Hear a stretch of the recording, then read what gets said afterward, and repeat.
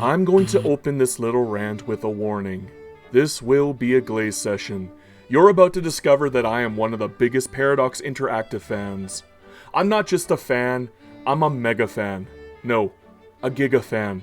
I'm the type of guy who will knife fight another man to the death for the sake of protecting the honor of Paradox Interactive. That's the kind of bias I have. Perhaps that's why I've always been very critical of them as a company, and I've been quite vocal about their problems in their games. It's simple. If you care about something, you desperately want to see it succeed by any means necessary. So yes, the supposed truth bombs I drop are intended to be quite harsh, but they're not intended to destroy, but rather, they're intended to force people to think. Yet, at the same time, I'm not arrogant enough to think that I know anything at all. As quoted to Socrates in a retelling by Plato, I neither know nor think I know. I am merely a fool, a consumer, a fanboy.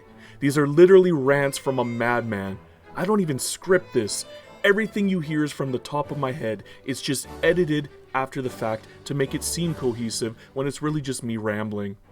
Lately, it feels as if it has become my job to point out things that people typically neglect to talk about because it doesn't fit neatly onto a spreadsheet. We're talking about human emotion, opinion, subjectivity rather than objectivity, the kinds of things that will usually get buried on the forums and end up lost to the ether as a result. So maybe that's why I find it so strange that positivity is more controversial than negativity these days. When I'm being harsh, counterpoints are rare. When I'm being happy, people flow out of the woodworks to tell me that I am a fool. Some people are so dead set on being upset that they preset their mindset to a certain subset that will beset hate as an asset from the outset. Of course, some hate is actually warranted. I can understand why people have a disdain for Victoria 3.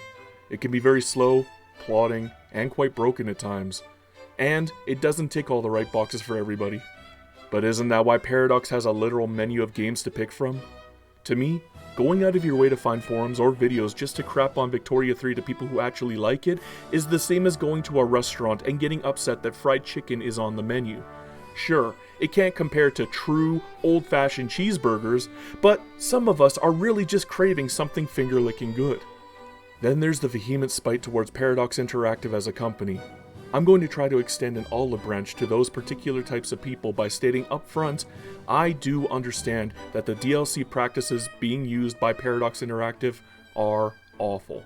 I'm legitimately beginning to believe that the worst thing a modern video game company can do nowadays is go public on the stock market. It just seems to force those companies to compromise in ways that can really hamper their reputation for the sake of shareholders who care neither about video games nor gamers as a collective. I still believe, though, that Paradox Interactive is navigating this sea of video game controversy quite well, though. I would run out of fingers and toes counting the number of formerly godlike companies that have compromised far, far worse, and ended up becoming bargain basement shells of what they used to be as a result. We're talking about juggernauts that not only lost their ways, but ended up mired in controversies far worse than simply their pricing practices. Don't believe me? I barely keep track of gaming news these days, but here's what I got off at the top of my head. There's Bungie's theft of copyrighted artwork, Blizzard's Cosby Room, Electronic Arts fighting with Belgium for the sake of video game gambling, Sony's self-implosion for the sake of Canadian-funded diversity, equity, and inclusion projects. There's Activision's quiet use of artificial intelligence created material in Call of Duty, CD Projekt Red's ruthless crunch time and lack of care towards their employees. There's Nintendo's vile copywriting of anything that even resembles their products, including game mechanics like the capturing system from Pokemon. Then there's Warner Brothers, who is heinously patenting systems and game mechanics like the Nemesis system from Shadow of War. And do I even need to tell you about the horrible things that NetEase and Tencent are doing? Although, they were never good companies to begin with, so I guess I can't include them on the list anyways. I'm gonna go off on a tangent here, but the very idea that we can copyright game mechanics these days is mind-boggling to me, especially since capturing and the Nemesis systems existed in different forms in different games prior to their popularization. Does anybody even remember the Shin Megami Tensei series existed way before Pokemon ever did? What would the world look like if id Software managed to copyright the mechanics necessary to create first-person shooters when Wolfenstein 3D came out? Then there's Paradox Interactive. The worst thing I've seen come from their studio are complaints about the price of their DLCs, the occasional bad release, and their lack of support towards releases that underperform. Obviously, these are things that are done for the sake of pivoting their efforts towards profitable ventures, while doing everything they can to keep shareholders happy. How is that in any way truly controversial, though? It's part of the system. It's capitalism, love it or hate it. Was I happy with Stellaris on its release? Clearly not. To be honest, Stellaris was an exceptionally bad game when it came out, and they've done a majestic job evolving it into quite possibly the best Space 4X game on the market. Was I happy when Imperator Rome was completely cut and left to wither on the vine? Well, no. I actually enjoyed that game quite a lot, and I was sad to see it go.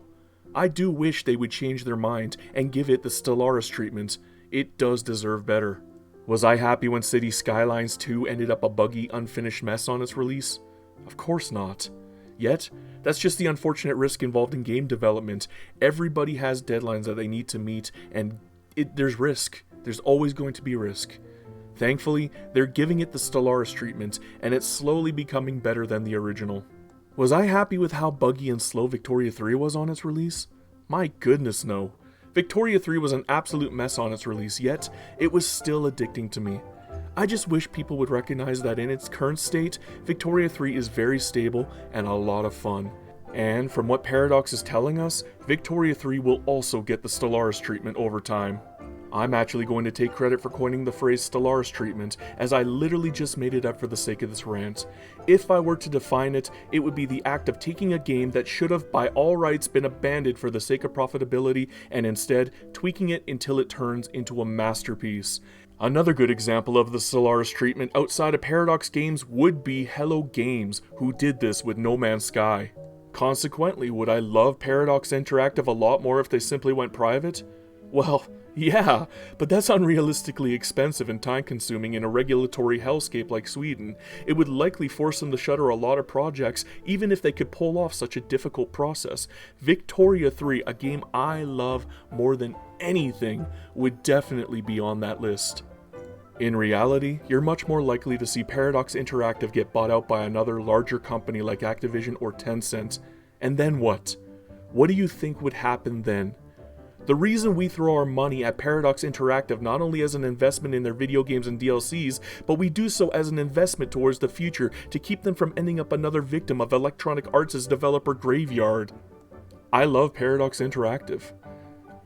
I know I'm critical of them, but I love Paradox Interactive. They make games that tick all the right boxes for me. So many of their games have ended up in my top 10 favorites list, DLCs be damned.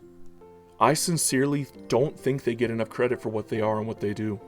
I think they get an unreasonable amount of hatred despite the fact that they have been one of the most reliable and stable companies in this tumultuous gaming industry.